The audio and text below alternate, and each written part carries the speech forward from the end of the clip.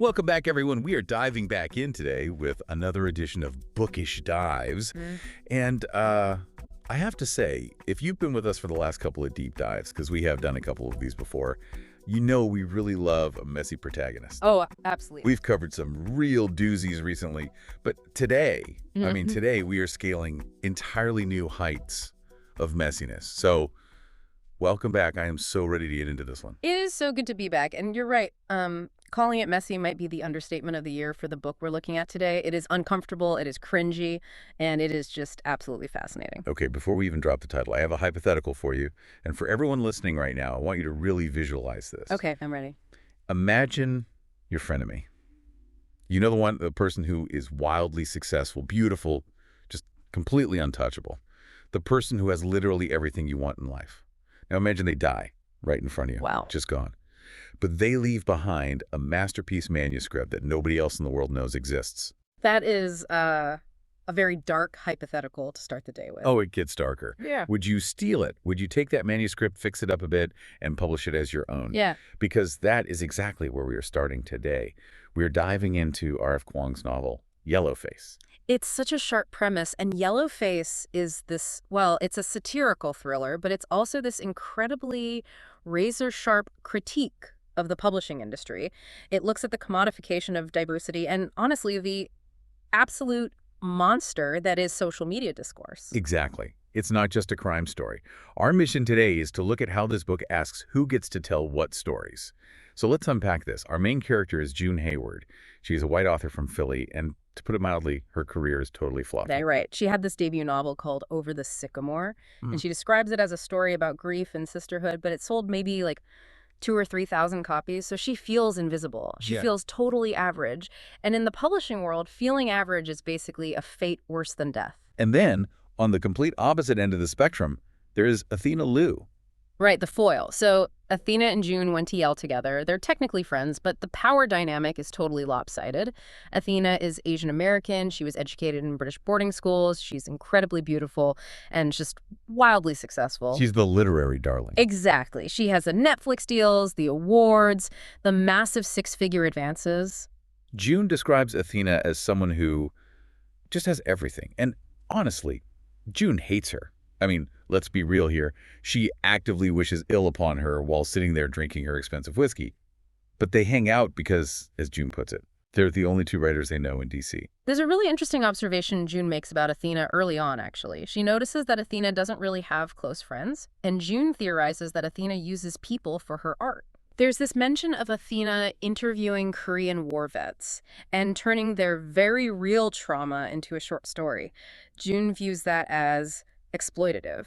And that really sets the stage for the central moral question of the entire deep dive today: who actually owns a story? But before we get too deep into the philosophy of it all, we have to talk about the incident. Because the inciting incident is wild. They're celebrating Athena's Netflix deal at this rooftop bar. They get super drunk, and they go back to Athena's luxury apartment in DuPont Circle. It's late. They're completely messy drunk, and they decide to make pancakes. But not just any pancakes. Right. Pandan pancakes. Athena is insisting on them because she's all about the aesthetic, always. So they start having this weird competitive eating contest, just shoving these gloppy, half-cooked green pancakes into their mouths. And then Athena chokes. It's so grotesque. It's not this tragic, poetic, literary death at all. It's absurd. June just freezes. She tries to help, or at least she thinks she tries, but she hesitates. And Athena Liu, the golden girl of publishing, dies right there on her kitchen floor. And in the chaos, before the police arrive, June sees it, sitting right there on the desk, a manuscript. It's called The Last Front. It's this massive novel about the Chinese Labor Corps in World War I, and June just takes it. This is the moment everything pivots. And what's fascinating is how June rationalizes the theft almost immediately. She reads the draft and decides it's a masterpiece, but, and this is a huge but, she convinces herself it's unpublishable in its current state. Right. She basically tells herself she's doing Athena a favor. She's like, oh, this draft is a mess. It has confusing cultural references, untranslated Chinese phrases. So June, in her infinite wisdom, decides she needs to fix it. And fixing it involves cutting out the parts that might, in her mind, alienate white readers. She removes the unnecessary backstory. She softens the descriptions of racism from the white soldiers. She even adds a sympathetic white character, literally a white savior figure, a farmer, just to make the story more relatable. She literally whitewashes the book. She takes a story specifically about Chinese history and filters it completely through her own perspective to make it palatable for a mainstream market. She does. And she tells herself she's co-authoring it. She thinks she's polishing this diamond that would have otherwise been completely ignored. It's just this classic case of an unreliable narrator justifying terrible behavior. She truly deeply believes she is the hero of this story. But the thing is, she can't just publish it as June Hayward, the failed writer from Philly. She needs a whole rebrand. Enter Juniper Song. Yes. And this is where the industry critique gets really biting. The publisher, Eden Press, they love the book, but they know that a white woman writing about Chinese laborers in World War I is a really hard sell in the current cultural climate, so they just lean into the ambiguity. Because June's full name is Juniper Song Hayward. Her hippie mom gave her the middle name Song. It's not Asian, it's just, hippie nonsense. But June realizes that if she drops Hayward and goes by Juniper Song, it sounds Asian. Exactly. And she takes a new author photo. She tans heavily for it. She stands in this golden hour lighting, so she looks racially ambiguous. And she doesn't explicitly say she's Chinese American, but she definitely doesn't correct anyone who assumes she is. It's entirely a lie of omission. And the crazy part is, it works. The last front becomes a massive hit. We're talking New York Times bestseller, Reese's Book Club style fame. June is rich. She's famous. She's finally living the exact life she watched Athena live. But you can't build life on a foundation like that without cracks starting to appear. Jean is living in this state of constant anxiety. She's terrified of being found out. She describes it to herself as imposter syndrome, but it's literal because she is an actual imposter. And the cracks start showing in the most cringe-inducing ways possible. There's this one scene that I physically recoiled while reading, the Chinese American Social Club of Rockville. Oh, wow. Yes, that is a painful scene. It highlights the disconnect perfectly. So June gets invited to speak there. And she assumes it's going to be this glitzy event with adoring fans, right? Instead, she gets picked up by a woman named Susan in a messy sedan and driven to a literal church basement. And the moment Susan sees June, the energy totally shifts. Susan clearly expected Juniper Song to be Asian. There's this excruciating silence in the car when June has to explain that Song is just her middle name and that she's actually white. And then the event itself. She's surrounded by this small community of Chinese American elders. They're asking her all these thoughtful questions about representation and heritage, and she's just dodging them with these vague, rehearsed PR answers. They serve Chinese food, which June apparently hates. She finds it greasy and pungent, but she forces herself to eat it to keep up the charade. It really highlights how superficial her appreciation of the culture actually is. She wants the accolades of writing the important Asian novel, but she has absolutely no connection to the people or the community. She's practically gagging on a vegetarian egg roll while this old man is thanking her for telling his history. It's so uncomfortable. And while the general public is just eating the book up, the critics are starting to circle. We have Adele Sparksato, a critic who outright calls the book historical exploitation. Right. Adele points out exactly what June did. She identifies the white savior narratives and the softening of the racism. She calls the book out for using Asian trauma as entertainment for white readers. And then there's another critic, Xiao Chen, who accuses June of having a fetish for Asian suffering.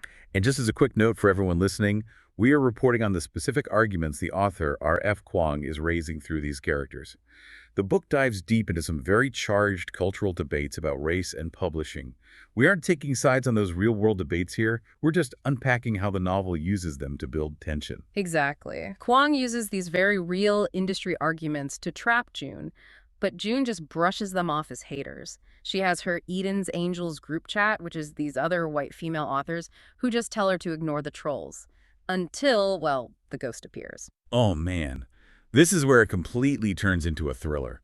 A Twitter account pops up out of nowhere with the handle at Athena Leah's Ghost. Chills. Just absolute chills. And this account isn't just trolling her, it's posting specifics. It says, June Hayward stole my book. It calls her a thief and a liar. It even claims June befriended Athena just to get close to her work.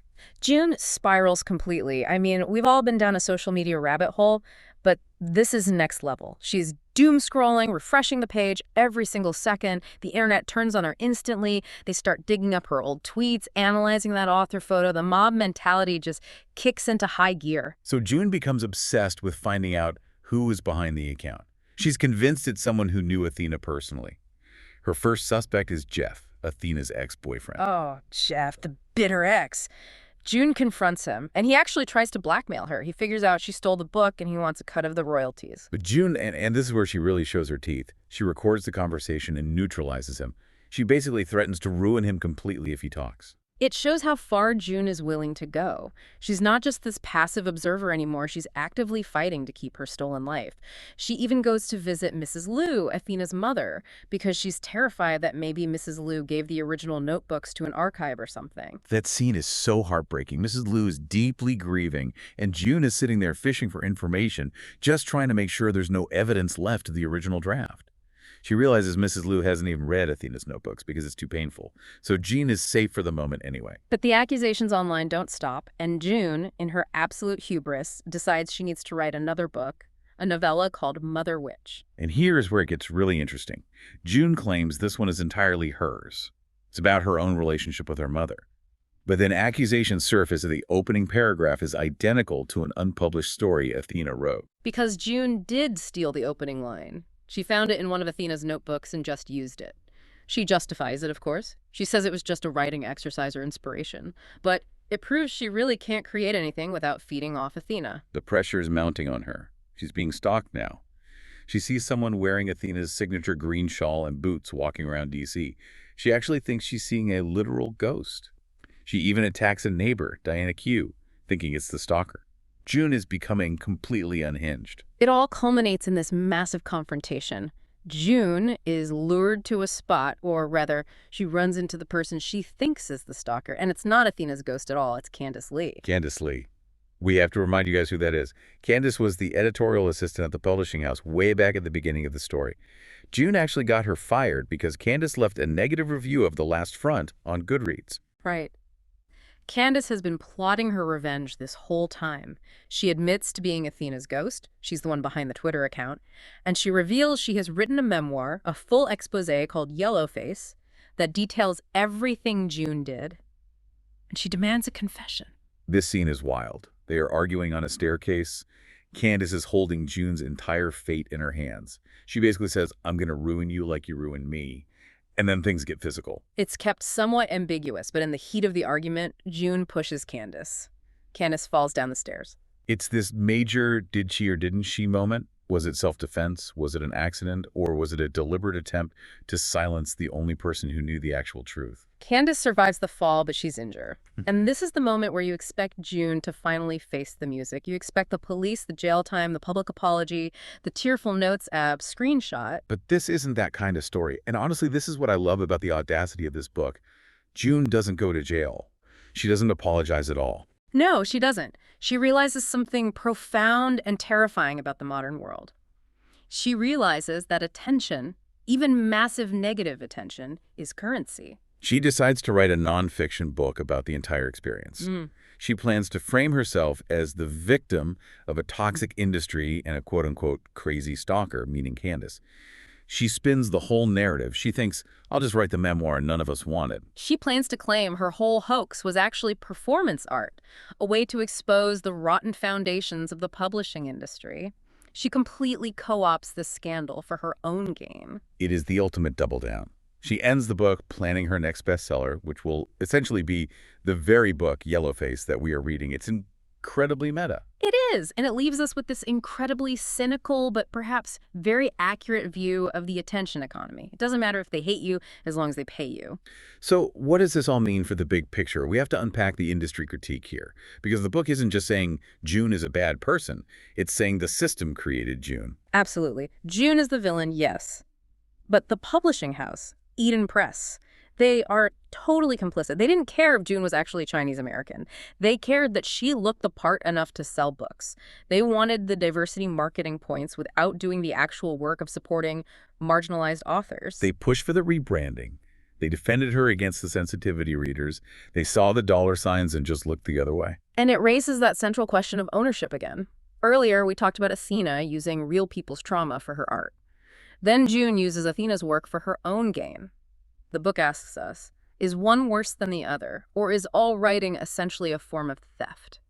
That is a really tough question. I mean, June argues that she did the work, she edited, she researched, she rewrote. She claims the last front wouldn't have even existed without her intervention. And that's the seductive trap of the first-person narrator. Because we are trapped inside June's head the entire time, we see exactly how she justifies it. We see the mental gymnastics. We almost, and I mean almost, want her to get away with it just to see if she actually can.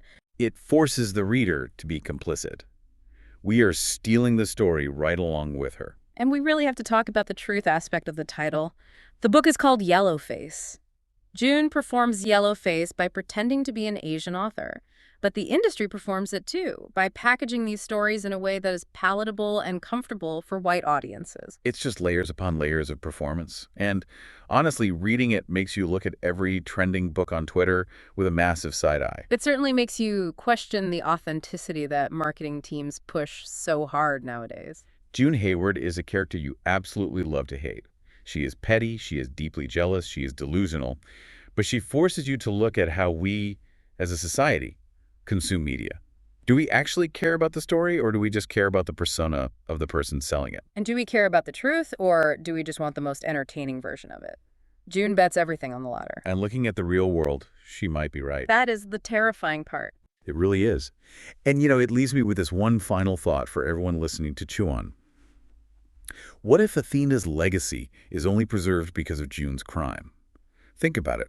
Would that manuscript have ever seen the light of day if Athena had lived? Or would she have just hoarded it? And beyond that, how often do we, the readers, fund this exact attention economy every time we click on a drama thread instead of just reading a book? We're part of the machine June is exploiting. That is a fantastic point to end on. It really implicates all of us. Well, that is a wrap on our deep dive into Yellowface. This was a wild ride through the dark side of publishing. Definitely one that sticks with you for a long time. Just a reminder, this is Bookish Dives. If you enjoy this unraveling of literary scandal, please follow for more. We have plenty of other fascinating books to dig into in our stack, and you won't want to miss what we cover next. Always more to explore. Thanks for listening, and we'll catch you on the next deep dive. Bye.